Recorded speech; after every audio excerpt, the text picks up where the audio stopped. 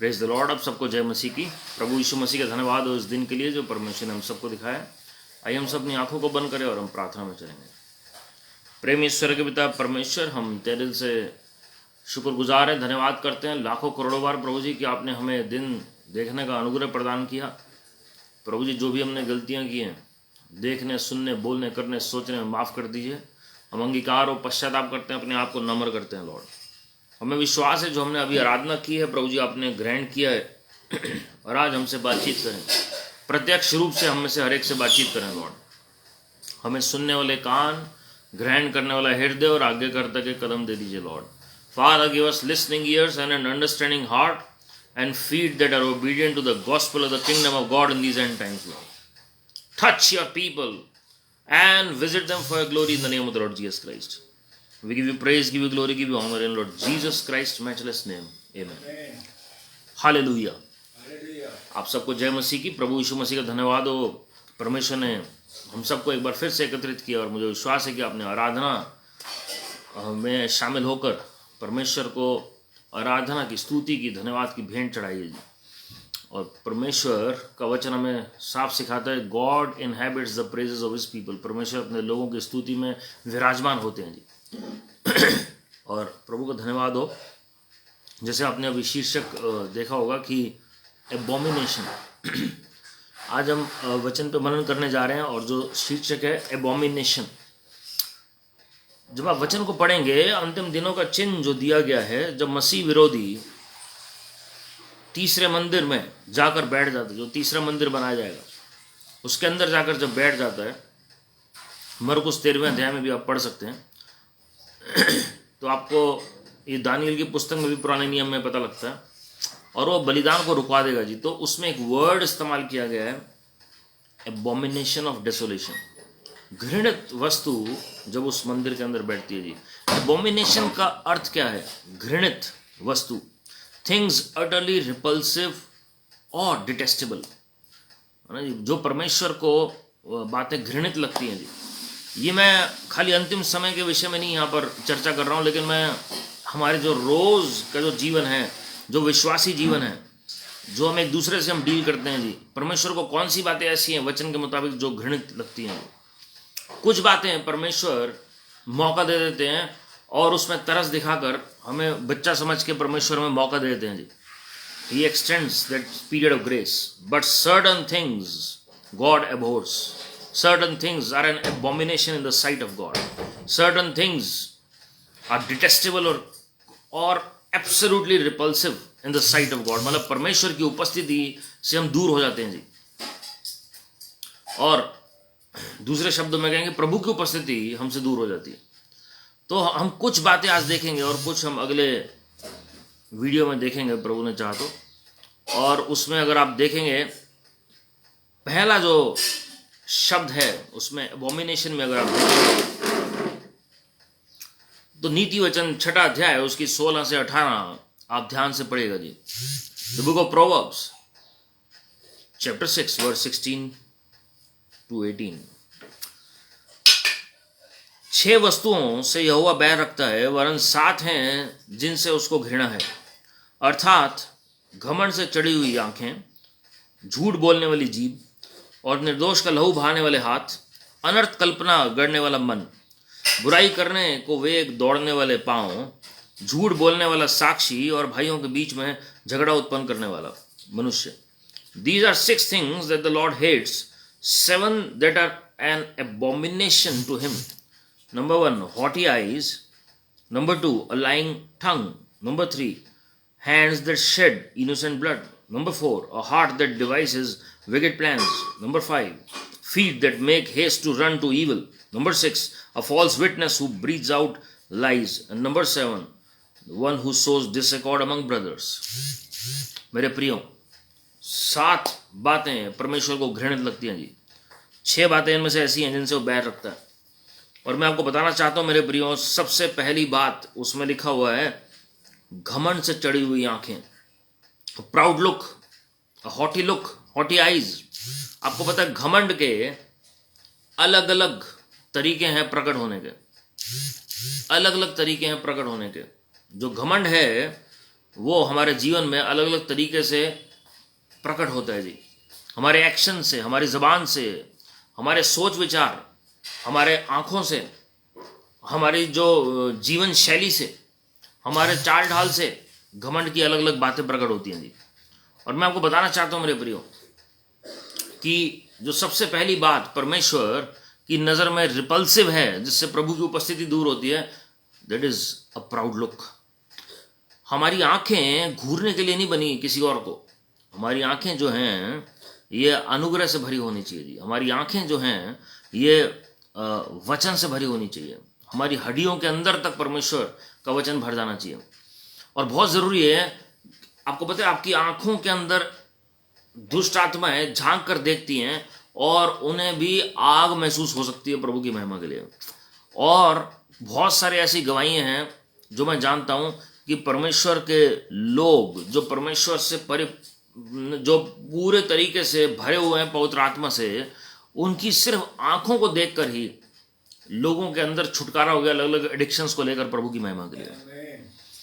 Brother Reynold बॉन्के, प्रभु के दास जो Africa में जिन्होंने करोड़ों आत्मा बचाई हैं जी, जब वो एक बार अफ्रीका में एक स्टोर पर म्यूजिकल इंस्ट्रूमेंट के स्टोर पर जब वो एक इंस्ट्रूमेंट खरीद रहे थे अपने म्यूजिक डायरेक्टर के साथ, वहाँ पर एक व्यक्ति जिसके मुंह में सिगरेट थी, वो उसका आमना सामना हुआ ब्रदर रेनल्ड बॉन्के से, और वो नहीं जानता था कि ये प्रचारक है।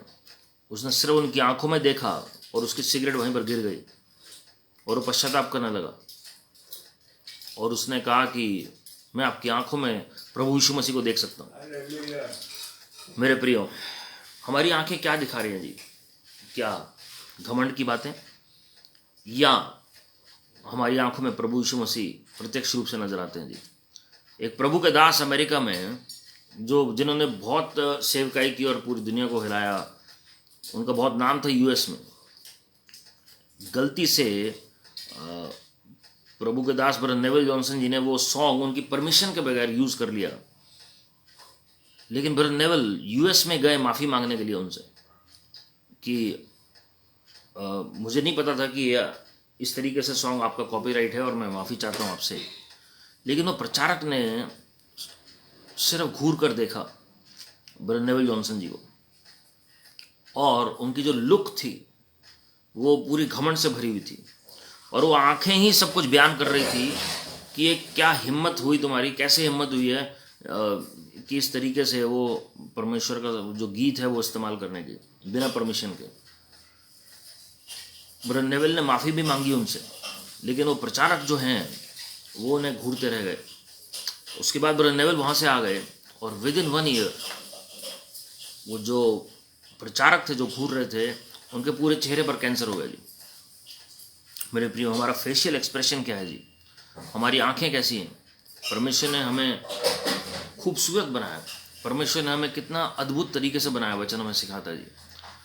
ही has made us fearfully and wonderfully, we are wonderfully and fearfully made। तो आंखों का ध्यान रखना बहुत ज़रूरी है, और प्रभु घृणा करते हैं ऐसी आंखों से। याद रखिए, वचन में लिखा हुआ है हमारी आंखें जो हैं वो ज्योति हैं जी पूरे हमारे शरीर के लिए भी। अगर हमारी आंखों में ज्योति है परमेश्वर की, तो परमेश्वर प्रकट होंगे लोगों के जीवन में। अगर हमारी आंखें जो हैं वो गलत इस्तेमाल हो रही हैं, बहुत लोग आंखों को इस्तेमाल करते हैं लोगों को ऑब्जर्व करने के लिए, कौन क्या कर रहा है क्या नहीं कर रहा है, वो अलग विषय है, मैं कभी उस पर और चर्चा करूंगा जी। लेकिन याद रखिए, आपको दुनिया से कोई मतलब नहीं होना चाहिए, आपको ये मतलब होना चाहिए कि परमेश्वर आपके साथ मौजूद है, यानी और I should always focus on the Lord for his glory. So we need purity in our eyes. हम आंखों से क्या देखते हैं, तो ये बहुत ज़रूरी है जी। कई बार हम जो आंखों से देखते हैं वो हमें मिल जाता है और उससे घमंड आ जाता है जी आंखों में। We have to be very careful जी। और लाइंग टंग, झूठ बोलने वाली ज़बान, जो झूठ बोलने वाली जीभ जो है वो परमेश्वर को पसंद नहीं है। कई लोगों को आदत पड़ जाती है झूठ बोलने की हर बात में, और उन्हें पता नहीं लगता है जी। और कई लोग ऐसे होते हैं जो दूसरों के झूठ के ऊपर तो उंगली उठाएंगे, लेकिन खुद जो झूठ बोल रहे होते हैं उन्हें पता नहीं लगता जी। तो झूठ बोलने वाली जीभ जो है, इसमें लाइंग टंग लिखा है, ये कंटिन्यूस टेंस है, जो लगातार मतलब झूठ बोल रहा है। ठीक है जी, you have to be very careful while using your tongue. और याद रखिए, प्रभु घृणा करते हैं हाँ जी, उसके बाद लिखा हुआ है and hands that shed innocent blood, जो हाथ निर्दोष का लहू बहाते हैं जी, निर्दोष का लहू बहाने वाले हाथ।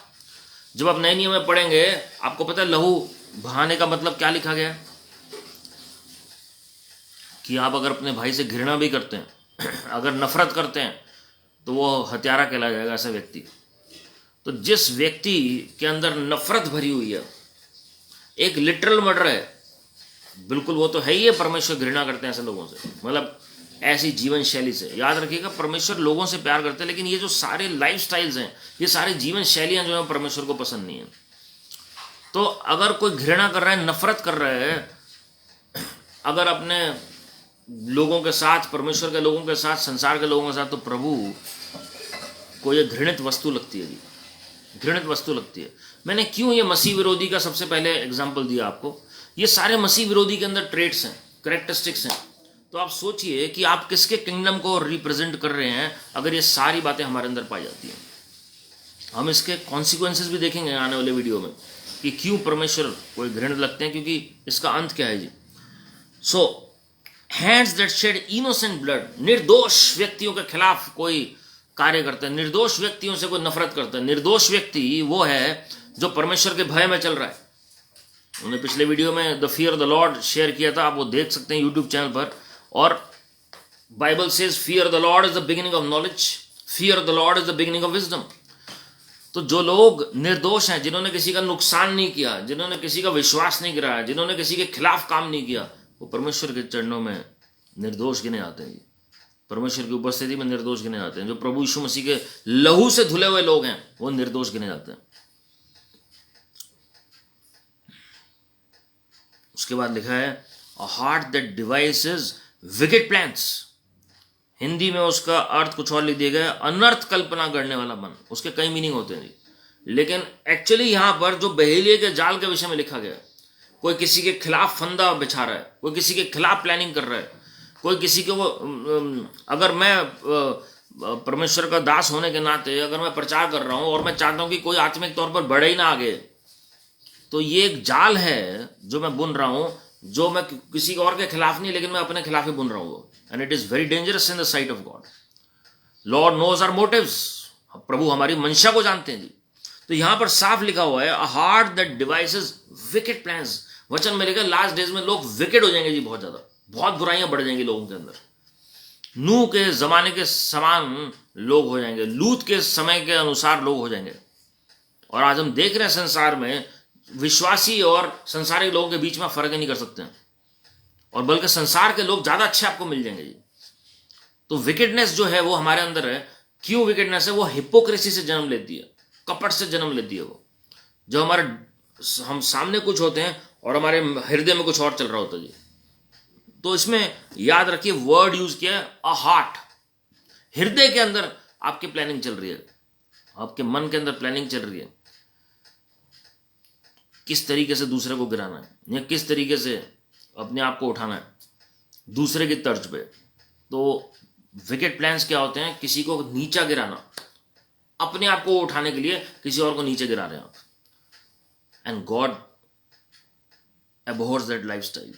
It is an abomination in the sight of God. ये घृणित वस्तु है परमेश्वर के सामने। It is just detestable and God doesn't love it. मैं ये क्यों बता रहा हूँ ये टॉपिक?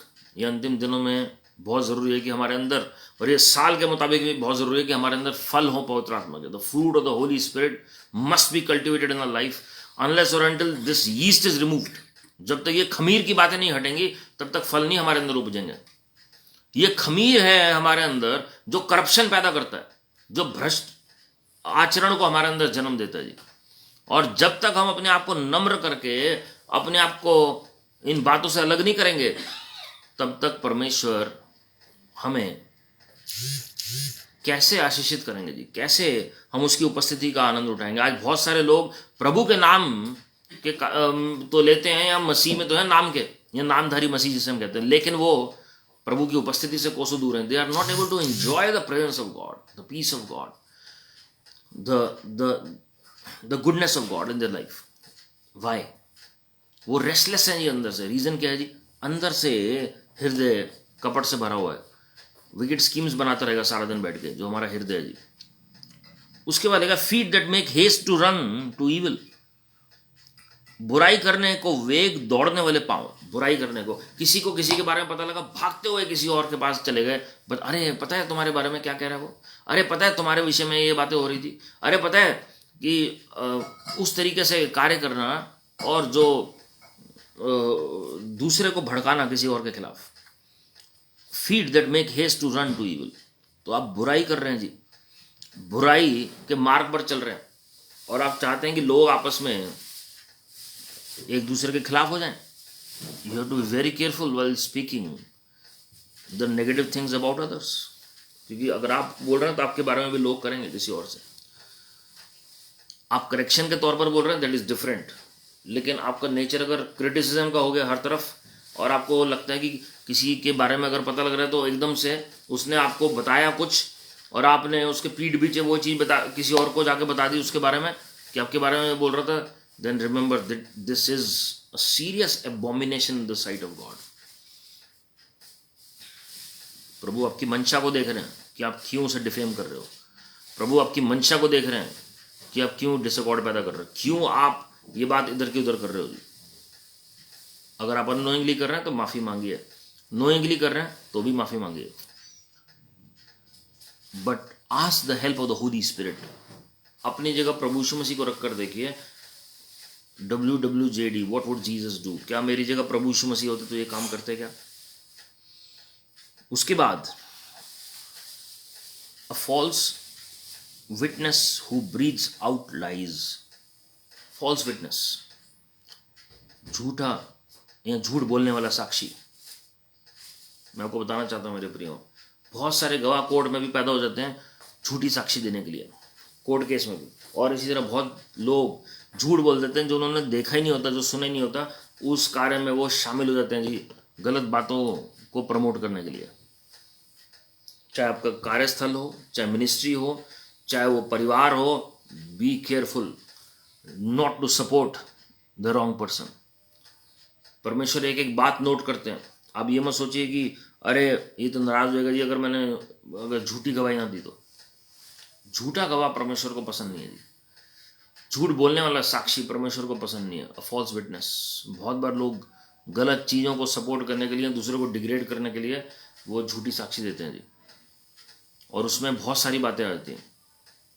झूठी कसम भी खा लेंगे वो, झूठे वॉज भी ले लेंगे वो। परमेश्वर की बातें बिल्कुल पसंद नहीं है जी। We have to be very careful. और लास्ट में इसमें लिखा है one who sows discord among brothers, और भाइयों के बीच में झगड़ा उत्पन्न करने वाला मनुष्य। डिवाइड लोग कर देते हैं एक दूसरे से।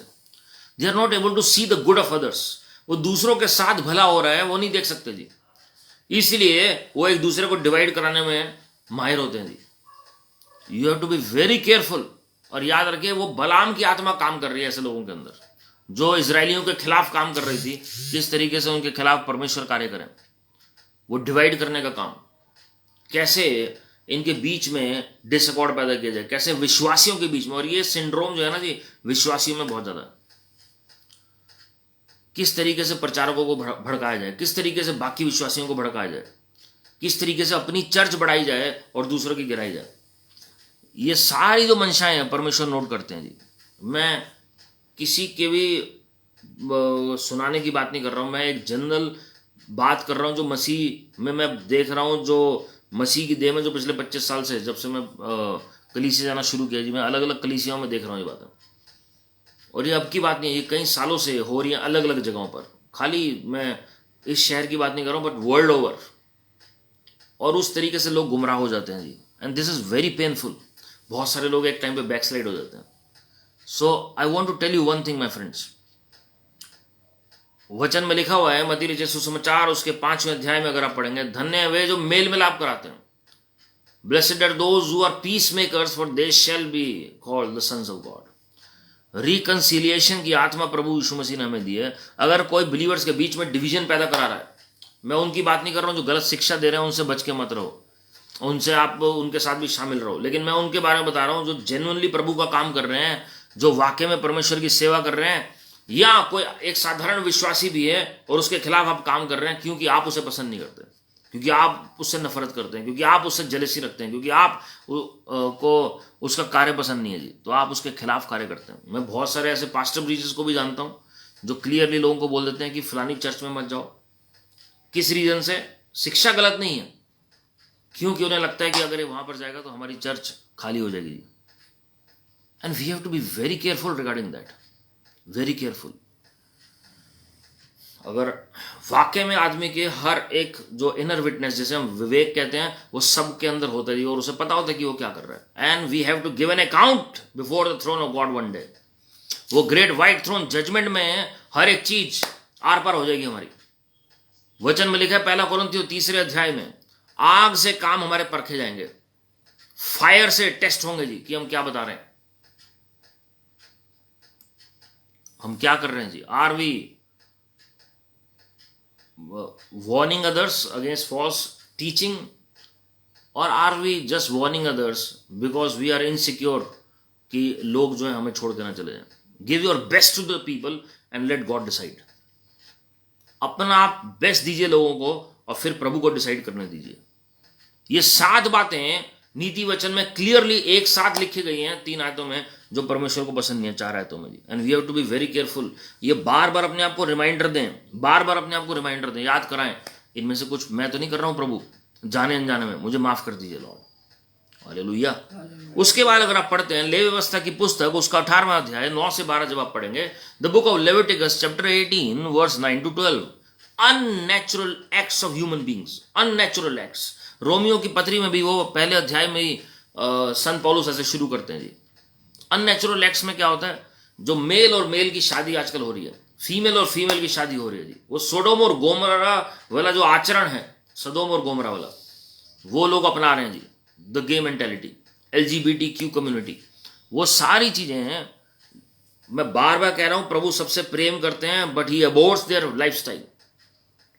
And this unnatural act is an abomination in the sight of the Lord. कोई भी कार्य जो नेचुरल से हटकर है वो परमेश्वर को पसंद नहीं है जी। परमेश्वर ने नियम बनाए हैं, इस संसार को बनाना है। मेल और फीमेल को परमेश्वर ने यूनाइट किया मैरिज के तौर पर, लेकिन आज के तौर पर लोग वो सब काम करने के लिए तैयार हैं जो परमेश्वर के वचन के विरोध में। This is called the spirit of perversion, जो वचन को उल्टा देती है हर चीज को। और लोग ऐसे भी हैं जो प्रूव कर देंगे कि परमेश्वर ऐसे लोगों से भी प्रेम करते हैं। लेकिन मैं आपको बताना चाहता हूं मेरे प्रियो, आप पुराना नियम ले लीजिए या नया नियम, ये जितने भी अननेचुरल एक्ट्स हैं, जो भी LGBTQ कम्युनिटी के हैं जी, God detest, God abhors, and it is an abomination in the sight of the Lord. You have to be very careful. You cannot endorse. आप कहेंगे मुझे तो कोई लेना देना नहीं है। How can you be ignorant and arrogant at the same time? अगर आप वाकई में अपने पिता का DNA रखते हैं, स्वर्गीय पिता का, तो आपको भी वो बातें घृणित लगेंगी जो प्रभु को घृणित लगती हैं। आपको भी वो बातें पसंद आएंगी जो आपके पिता को पसंद आती हैं जी। If you are true ambassadors of the kingdom of God, then you will truly love what God loves and you will truly hate what God hates. Hallelujah. Deuteronomy 17:1, व्यवस्था विवरण 17वां अध्याय, उसकी पहली आयत। बहुत सारी बातें मुझे बतानी है जी, इसलिए मैं आपको नटशेल में सारी चीजें बता रहा हूं। एक एक पॉइंट के ऊपर एक एक पूरा मैसेज हो सकता है। व्यवस्था विवरण 17 का 1 अगर आप देखेंगे, sacrificing sheep or ox or oxen which have a blemish or any defect. आप वो परमेश्वर को बलिदान चढ़ा रहे हैं जिसके अंदर डिफेक्ट है। डिफेक्ट समझ रहे हैं आप? जो करप्शन से भरा हुआ है, दोष है उसके अंदर। आप यही बात अगर आप पढ़ेंगे व्यवस्था विवरण 23 के 18 में, unclean wages offered to God are an abomination, जो 2 नंबर का पैसा है। कई लोग सोचते हैं हम दान पुण्य ज्यादा करेंगे, हम अगर कोई रिलीजियस प्लेस में ज्यादा ये सब चीजें चढ़ा देंगे तो ब्लैक का व्हाइट हो जाएगा जी हमारा। मेरे प्रियो, हम अपनी मंशा को देखें, हम क्या कर रहे हैं जी। हमारा पैसा का क्या सोर्स है? एक लेडी आई, एक इंडिया में एक परमेश्वर के भविष्यवक्ता के पास अपनी ऑफरिंग देने, और वो लॉटरी का पैसा था जी। मैंने कहा ये मेरी लॉटरी निकली और ये मैं पैसा सारा मिनिस्ट्री में देना चाहती हूँ। और वो पहले उसका दशवांश निकाल रही थी। उन्होंने साफ मना कर दिया, don't give even a Penney out of this money, क्योंकि ये जो पैसा है ये करप्ट है। ये जो पैसा है, this is not from the Lord. मेरे प्रियो हमें सोर्स भी पता होना चाहिए, बहुत ज़रूरी है। We have to be very very careful. जब आप ड्यूटरोनॉमी 7:25 पढ़ेंगे, ध्यान सुनिएगा, व्यवस्था विवरण 7:25, इवन गोल्ड और silver that is on graven images is an abomination. उसमें लिखे do not covet the gold and silver that is laid before the graven images. उससे, क्योंकि पहली आज्ञा और दूसरी आज्ञा टूट जाती थी उससे। जैसे हम पढ़ते हैं कोरिन्थियों की पत्री में कि हमें कौन सी वस्तु को नहीं खाना है और कौन सी को खाना है, जो भी ग्रेवन इमेजेस में चढ़ी हैं वो सब अवॉइड करने की, नहीं करनी, वो सब वचन में साफ लिखा हुआ है जी। I don't want to go into detail on this video, लेकिन जिन्होंने वचन पढ़ा है वो सब जानते हैं। नहीं पढ़ा तो आप पढ़ लीजिए कोरिन्थियों की पत्री अच्छे से, तो आपको पता लग जाएगा जी। वही नियम पुराने नियम में था, वही नए नियम में जी। And we have to be very careful. तो हम क्या कर रहे हैं जी, हमें क्या खाना है क्या नहीं खाना है। जैसे हम लॉर्ड सपर, प्रभु भोज सबको नहीं दे सकते। आज लोग हैं जो देते हैं सबको, बट फर्क ही क्या है आम भोजन और लॉर्ड सपर में, अगर सब ले सकते हैं जी। प्रभु ने क्या लॉर्ड सपर 5 रोटी 2 मछली की तरह सबको दे दिया? It was not so. प्रभु ने सिर्फ अपने चेलों के साथ बांटा। प्रभु की मेज में सिर्फ चेले थे, and only few were there, not the whole lot of 120 और 500 और जितने भी थे जी। सिर्फ 12 चेले प्रभु के साथ रहते थे अक्सर। और यहूदा इस्करियोती भी है, वो नहीं बैठ पाया मेज पर ज़्यादा देर जब प्रभु ने आखिरी प्रभु भोज लिया। He couldn't stay there even for a while, he was not there. थोड़ी देर बाद ही वो नवाला लेकर चला गया जी उस रोटी का। आपको क्लियरली नहीं पता लगेगा कि उसने लिया कि नहीं लिया, but he couldn't be partaker at the Lord's table. और उसी रात वो पकड़वाने के लिए चला गया जी प्रभु यीशु मसीह का, जब आखिरी प्रभु भोज प्रभु ले रहे थे अपने चेलों के साथ। मेरे प्रियो, you have to be very careful while having fellowship with others. उनके साथ आप क्या ले रहे हैं और क्या नहीं ले रहे हैं, और आप इवन जो अपनी बातें क्या बांट रहे हैं उनके साथ। ड्यूटरोनॉमी 22:5, वियरिंग क्लोथ्स। मेल फीमेल के पहनते हैं, फीमेल मेल के पहनते हैं। It is N abomination in the sight of the Lord. आजकल कॉमन चीज हो गई थी, कोई फर्क नहीं पड़ता, बट एक्चुअल में परमेश्वर ने क्या किया। अब आप कहेंगे नए नियम में तो ऐसा कुछ नहीं। इफिसियों की पत्री पढ़िए, उसमें क्या लिखा है, जो आपका पहनावा हो वो ग्रेसफुल हो। जो आपका पहनावा है वो एक टेस्टिमोनी के तौर पर हो कि आप मसीह में। It should not offend others. Your eating habit should not offend others. Your जो आपका आभूषण है और जो आपका पहनावा है वो भी किसी को ऑफेंड ना करे जी, वो भी एक ग्रेसफुल तरीके से हो। हालेलुया। तो we have to be very careful what we do, क्योंकि परमेश्वर जो है ना, his presence, his Holy Spirit is very sensitive. His Holy Spirit is very sensitive. आजकल आप देखेंगे कि मेल्स ने वो फीमेल वाले हेयर स्टाइल रखना शुरू कर दिए जी, और वो देखेंगे आप कि वो टैटूज और वो सारी चीजें वो कर रहे हैं। और दुख की बात है, कई प्रचारक भी उसको एंडोर्स करते हैं, बट जब आप व्यवस्था विवरण में साफ पढ़ेंगे, it is an abomination in the sight of the Lord and it literally brings a curse. It literally brings a curse. Tattoos bring a curse and it is an abomination in the sight of the Lord. तो आप देखेंगे कि mails को वो सारे females वाले आभूषण पहन रहे हैं, कानों में और अपनी बॉडी में वो पूरे जो मेटल्स पूरे एम्बेडेड करा रखे हैं जी अंदर, and it is very dangerous. I am telling you, वो कोवेनेंट होता है उसमें अनक्लीन स्पिरिट्स के साथ, एक वाचा होती है अनक्लीन स्पिरिट्स के साथ। तो आप चाहे प्रभु के लिए करा रहे हैं या किसी के लिए भी करा रहे हैं, you can not go against the word of the Lord, या अपने सहूलियत के हिसाब से वचन को नहीं मोल्ड कर सकते। You have to be very careful. नीति वचन 12:22 में भी अगर आप पढ़ेंगे, लाइंग लिप्स के बारे में लिखा हो, जो अभी हमने पढ़ा था जी। नीति वचन 1 अगर आप पढ़ेंगे, प्रोवर्ब्स 11:1, तो उसमें फॉल्स, नीति वचन 11:1, फॉल्स बैलेंस, जो तराजू है जिसमें गड़बड़ी होती है, जो जानबूझ के गड़बड़ी करते हैं उसमें। आप बहुत बार नोट करेंगे, आप एक वेंडर से कुछ खरीद के ला रहे हैं तो आपको वो उसमें ज़्यादा क्वांटिटी मिल रही है, किसी और से खरीद रहे हैं तो कम क्वांटिटी मिल रही है उतने ही वेट की। तो there is a false balance that is there. और परमेश्वर एक एक बात को नोट करते हैं जी। इसलिए ऐसे लोग जो हैं वो जिंदगी भर एक ही पोजीशन में रह जाएंगे। Why? Because the curse of poverty will come. और ये फॉल्स बैलेंस जो है, it is an abomination in the sight of the Lord. नीति वचन 20:10 अगर आप पढ़ेंगे, प्रोवर्ब्स 20:10, उसमें लिखा है differing weights and differing measures. अलग अलग वेट्स और अलग अलग मेजर्स यूज कर रहे हैं। इसके कई मीनिंग है, मैं आपको बताना चाहता हूं। जो लिटरल वेट है वो तो है ही है, लेकिन जब आप पार्शियल हो जाते हैं, you are weighing others in one balance and you are weighing others in another balance, तो उसमें आप injustice शो कर रहे हैं और उसकी वजह से वो abomination हो जाता है, घृणित वस्तु होती है प्रभु की नजर में। So you cannot be partial। बहुत बार हम देखते हैं इवन अलग अलग कोर्ट्स में, अलग अलग गवर्नमेंट्स में, अलग अलग जगहों पर, इवन कलीसियाओं में जी, आप देखेंगे कि कैसे इवन पास्टर प्रीचर्स भी पार्शियल हो जाते हैं, जजेस भी पार्शियल हो जाते हैं, लॉयर्स भी पार्शियल हो जाते हैं, गवर्नमेंट्स भी पार्शियल हो जाती हैं।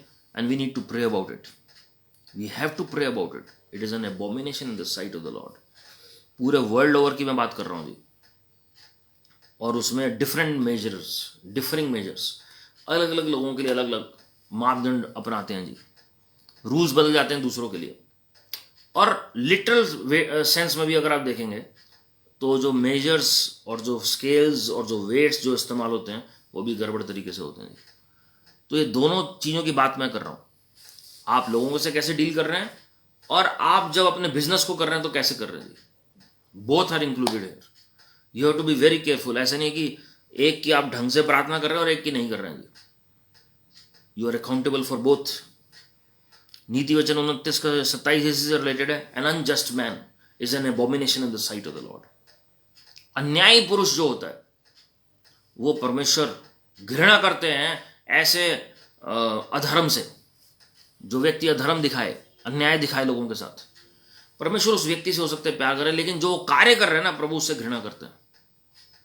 तो एक टाइम आता है प्रभु उसे मौका देते हैं, पश्चाताप का मौका देते हैं, लेकिन अल्टीमेटली गॉड इंटरवीन्स। मैं आपको उसका उदाहरण अहाब का दूंगा वचन से, और फैरो का एग्जाम्पल दूंगा जी। Both were given many opportunities to repent but they hardened their heart.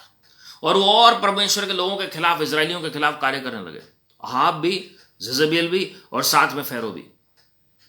Ultimately the wrath of God, the judgment of God was poured upon them। परमेश्वर पहले हमेशा ग्रेस ही दिखाएंगे जी, अनुग्रह दिखाएंगे अपनी सृष्टि के ऊपर। चाहे नूह का जमाना हो, चाहे लूत का जमाना हो, चाहे फैरो का हो, चाहे अहाब का हो। आप हर एक जगह पढ़ लीजिए, पुराना नियम है, नया नियम है, परमेश्वर ने हर जगह अनुग्रह पहले दिखाया। Grace, grace and grace, and after that he is a God of justice. Hallelujah. So an unjust man is an abomination in the sight of the Lord. किस तरीके से इब्रानी लोगों को टॉर्चर किया गया। And we can see how Israelites suffered during their reign, but Lord had to raise up a prophet in order to deal with them। और एकदम से मूसा भविष्यवक्ता को भेजकर फैरो का नाश नहीं कर दिया। एकदम से फरिश्तों को भेजकर सोदोम और गोमरा का नाश नहीं कर दिया। एकदम से एलिया भविष्यवक्ता को भेजकर अहाब और जजेबेल का नाश नहीं कर दिया। उन्हें मौका दिया गया, एक बार नहीं, कई बार और कई साल तक मौका दिया गया, कई साल तक। Same thing happened during the days of our father Lord Jesus Christ on this planet अर्थ।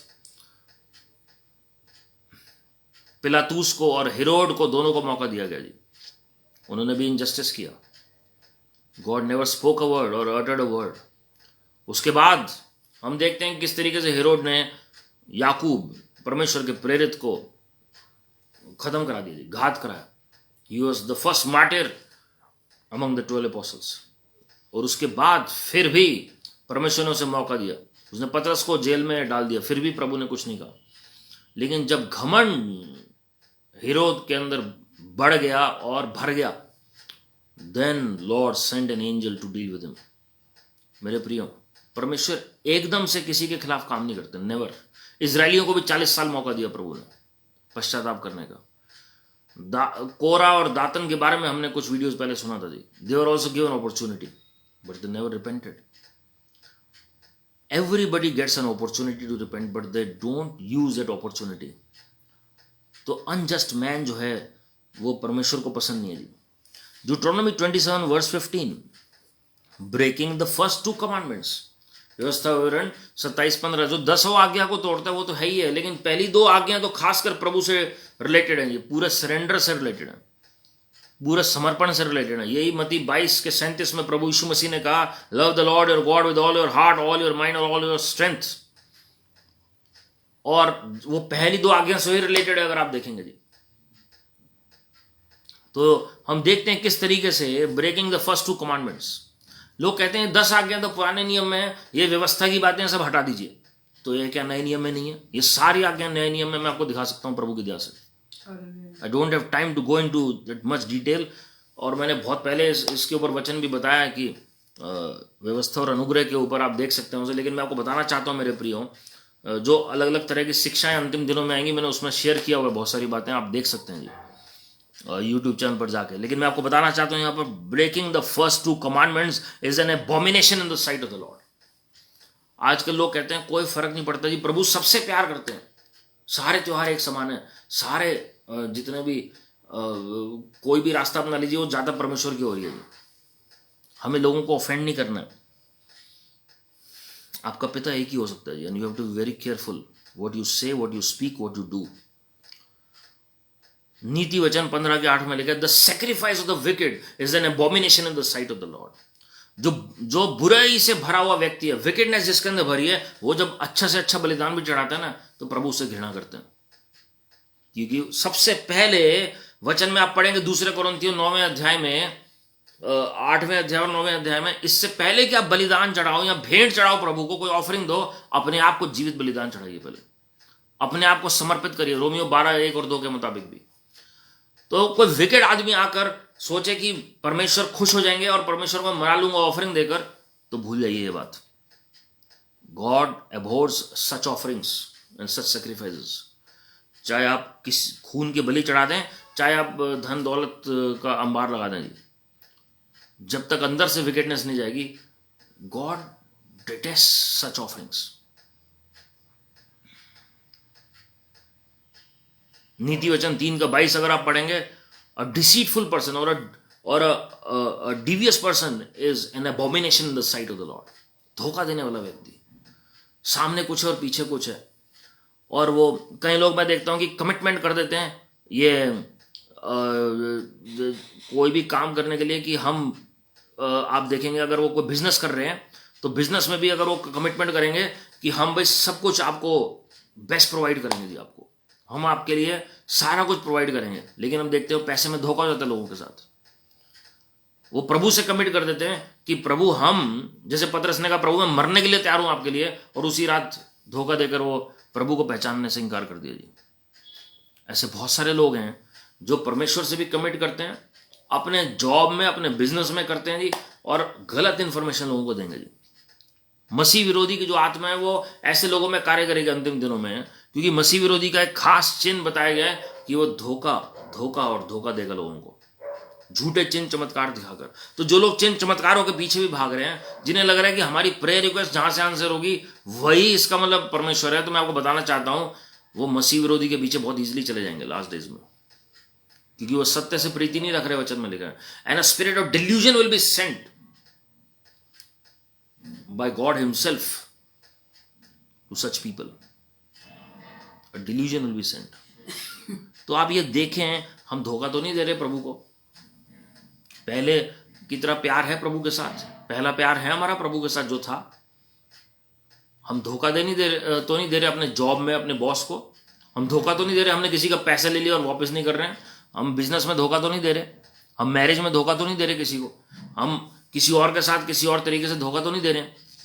हमारे इनर विटनेस, जो इनर वॉइस है, वो हमें बताती है जी, आवर कॉन्साइंस इज देयर, जो हमारा विवेक है वो है जी। और बहुत लोग कॉन्शियसली ये काम करेंगे, they know in the inner depths of their heart कि वो उनकी मंशा क्या है। जैसे बहुत सारे लोग आप देखते हैं जो चिट फंड है वो उसमें पैसा लगा देते हैं जी, और जो लगवाते हैं उनका पैसा, उसे पता है कि पैसा लेके भाग जाएगा। बहुत सारे लोग किट्टी पार्टीज में पैसा डलवाते हैं और उन्हें पता है कि हम पैसा लेकर भाग जाएंगे जी, गड़बड़ी होगी, but they still do it. अलग अलग लोग अलग अलग नाम से पैसा ऐंठते हैं, लेकिन उन्हें पता है कि अंदर से क्या कर रहे हैं। And this is not only on a localised तरीके से नहीं होता जी, ये नेशनल इंटरनेशनल लेवल पे भी ये सारी चीज़ें होती हैं।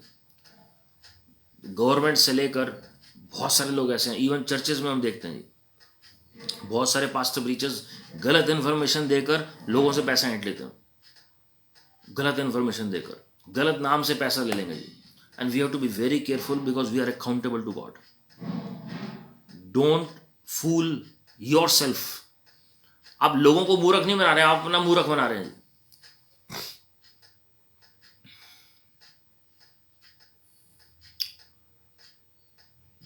नीति वचन 11 के 20 में लिखा है, परवर्स इन हार्ट, हृदय में ही धोखा भरा हुआ है। This is an abomination in the sight of the Lord. हृदय में ही पहले कपट है, पहले ही वो सही रास्ते को टेढ़ा मेढ़ा कैसे बनाना है। प्रभु टेढ़े मेढ़े रास्ते को सीधा बनाना चाहते हैं, लेकिन लोग सीधे रास्ते को टेढ़ा कैसे बनाना है वो जानते हैं। And this is the problem, and that is why the body of Christ is not being prepared as the bride of Christ. इसलिए मसीह की देह जो है वो मसीह की दुल्हन की तरह तैयार नहीं हो पा रही प्रभु के आगमन के लिए जी।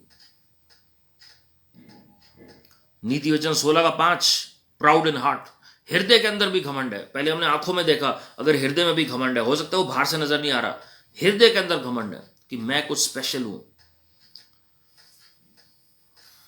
कि मेरे से अच्छा कोई इंसान ही नहीं है जी, मेरे से अच्छा कोई शिक्षा ही नहीं जानता बाइबल की, मेरे से अच्छा कोई प्रेयर ही नहीं कर सकता, मेरे से अच्छा कोई आराधना नहीं कर सकता, मेरे से अच्छा कोई वक्ता नहीं है, ऑरेटर नहीं है जी, मेरे से अच्छा कोई इंग्लिश नहीं जानता। You have to be very careful.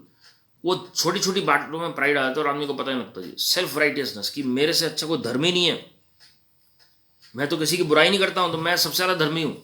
ये उस व्यक्ति के समान है जो लूका रचित सुसमाचार 18वें अध्याय में आप पढ़ेंगे, 2 व्यक्ति मंदिर के बाहर बैठे हुए हैं फाटक पर और वो प्रार्थना कर रहे हैं, और एक व्यक्ति कह रहा है मैं तो उपवास भी रख रहा हूं, मैं दशवांश भी दे रहा हूं, मैं दूसरे व्यक्ति के समान बुरा नहीं हूं।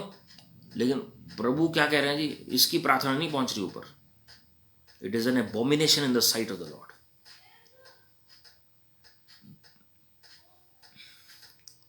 नीति वचन 17 का 15 अगर आप देखेंगे, he who justifies the wicked and he who condemns the righteous. ये ध्यान से सुनिएगा जी, जो बुरे लोगों को जस्टिफाई करता है, बुराई को जस्टिफाई करता है और धर्मी लोगों के खिलाफ कार्य करता है, ऐसे लोगों से प्रभु घृणा करते हैं जी। बहुत सारे लोग आप देखेंगे गलत को सपोर्ट करेंगे जी। वो हम नाराज नहीं कर सकते, हम क्या करें, हमारी मजबूरी है जी।